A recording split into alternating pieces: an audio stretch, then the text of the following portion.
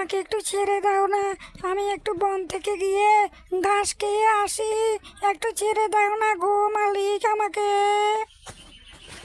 ছেড়ে দিব?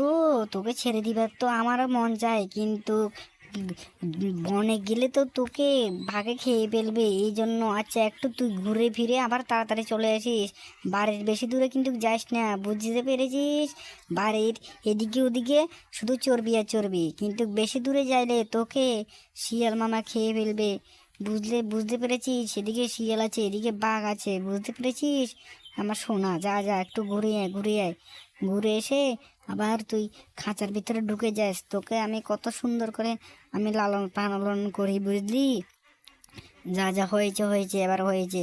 এবার তুই আবার খাঁচার ভিতরে ঢুকে যা, ঢুকে যা, ঢুকে যা, না হলে বাঘ এসে বা শিয়াল এসে তোকে খেয়ে ফেলবে। হ্যাঁ হ্যাঁ, যা যা যা, ঢুকে যা, ঢুকে যা। ঠিক আছে ঠিক আছে, আমি দরজাটা লাগিয়ে দিচ্ছি, কেমন?